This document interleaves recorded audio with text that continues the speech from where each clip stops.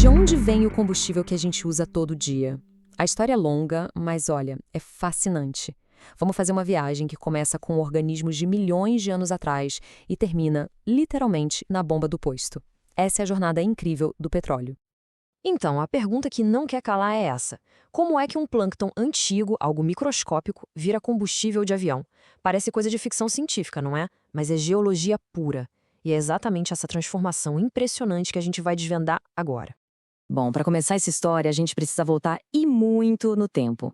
Vamos mergulhar milhões de anos no passado para entender qual é a receita geológica que dá origem ao petróleo.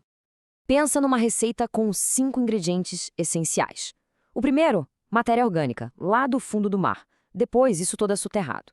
O terceiro passo é o cozimento, sob uma pressão e um calor absurdos, numa faixa que os geólogos chamam de janela do petróleo. Aí, o óleo que se forma começa a subir, a migrar, até que, passo 5, ele encontra uma armadilha, que é uma camada de rocha que não o deixa escapar. E ali ele fica, acumulado. Essa rocha, onde tudo começa, tem um nome. É a rocha geradora. É ela que é riquíssima em material orgânico. Quando essa rocha é submetida ao calor e à pressão certos, pronto, ela vira o verdadeiro berço do petróleo e do gás natural. E depois que ele nasce, para onde vai? Ele migra e se acumula na chamada rocha reservatório. A melhor analogia aqui é pensar numa esponja. Ela tem que ser porosa, ou seja, ter espacinhos para guardar o óleo, e também permeável, para deixar o óleo fluir quando chegar a hora da extração. Beleza, então o petróleo foi triado e tá lá, guardadinho. Mas como é que se acha esse negócio a quilômetros de profundidade?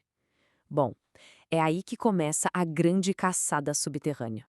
Para essa caçada, existem basicamente 2 estratégias. A primeira são os métodos geológicos, a escola mais clássica. Os especialistas olham para as rochas que a gente vê na superfície e tentam prever o que tem lá embaixo. Já a outra abordagem, a dos métodos geofísicos, é bem mais high-tech. Ela usa tecnologia de ponta para literalmente enxergar dentro da Terra. A principal ferramenta desses métodos geofísicos é a prospecção sísmica. E a melhor forma de imaginar isso é como se fosse um ultrassom do planeta. Sério, ondas sonoras são enviadas para debaixo da Terra. Quando essas ondas batem nas diferentes camadas de rocha, elas voltam, são refletidas, e esse eco é o que permite montar um mapa detalhado de tudo que está lá escondido. O fluxo de trabalho é bem definido. Primeiro, se gera e grava essas ondas sonoras. Depois, a parte pesada. Supercomputadores entram em ação para processar uma quantidade absurda de dados, limpando os ruídos. E no final, a gente tem um mapa, em 2D ou até 3D, de tudo que tem no subsolo, mostrando exatamente onde podem estar as possíveis acumulações de petróleo. Ok, agora temos o mapa do tesouro em mãos. O próximo passo é óbvio: perfurar. Chegamos na terceira parte da nossa jornada, para entender o desafio de engenharia gigantesco que é ir buscar esse ouro negro. Uma sonda de perfuração no fundo funciona com 3 sistemas principais trabalhando juntos. Primeiro, o sistema de sustentação, que é basicamente a torre gigante que segura tudo. Depois, o de rotação, que, como o nome diz, faz a broca girar. E por último, o de circulação, que bombeia um fluido especial, a lama, para resfriar a broca e tirar os detritos do caminho. Quando a gente pensa em perfuração de petróleo, a imagem que vem à cabeça é geralmente a das sondas onshore. São aquelas estruturas enormes, em terra firme, perfurando os continentes. Mas o verdadeiro espetáculo da engenharia está no mar, nas plataformas offshore. Pessoal, isso aqui é outro nível. São estruturas colossais, praticamente cidades industriais flutuantes feitas para perfurar debaixo de quilômetros de água. E olha, essa é uma área em que o Brasil é uma potência, uma referência mundial. Certo, conseguimos tirar o petróleo lá do fundo da terra. E agora? Bom, o petróleo bruto, do jeito que ele sai, não serve para quase nada. Ele precisa ser transformado.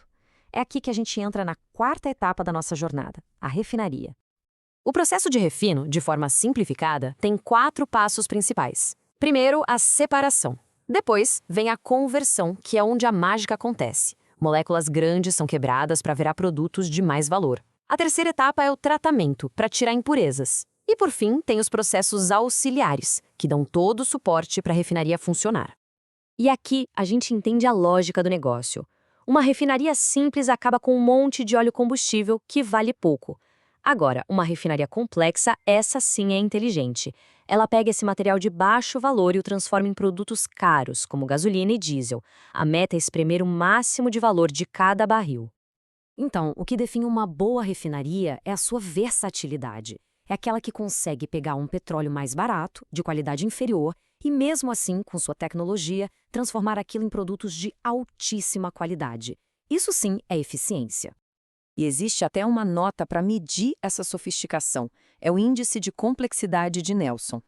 Um processo básico, como a destilação, vale 1 ponto. Já um processo super avançado, como o craqueamento catalítico, vale 6. Resumindo, quanto maior a nota, mais poderosa e valiosa é a refinaria. Tudo isso é muito interessante na teoria, mas e na prática? Como isso funciona no mundo real? Para entender, vamos olhar para o caso do Brasil, que tem um parque de refino potentíssimo.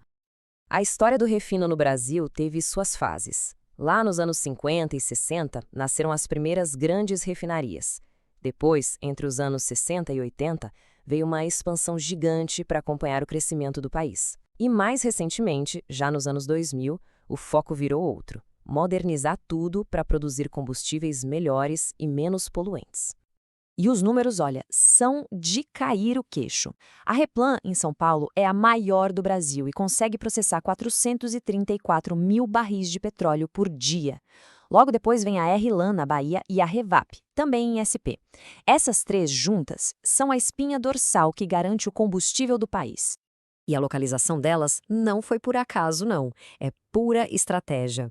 Elas ficam pertinho dos grandes centros consumidores. Por quê? Para otimizar a logística, claro. Assim, o combustível chega mais rápido e mais barato onde ele é mais necessário. E assim, a gente fecha o círculo. Uma jornada incrível que começa com um ser microscópico no oceano de milhões de anos atrás e termina na bomba de combustível. É isso que move o nosso mundo hoje. Mas e amanhã? Fica aí a pergunta: o que vai mover o mundo do futuro?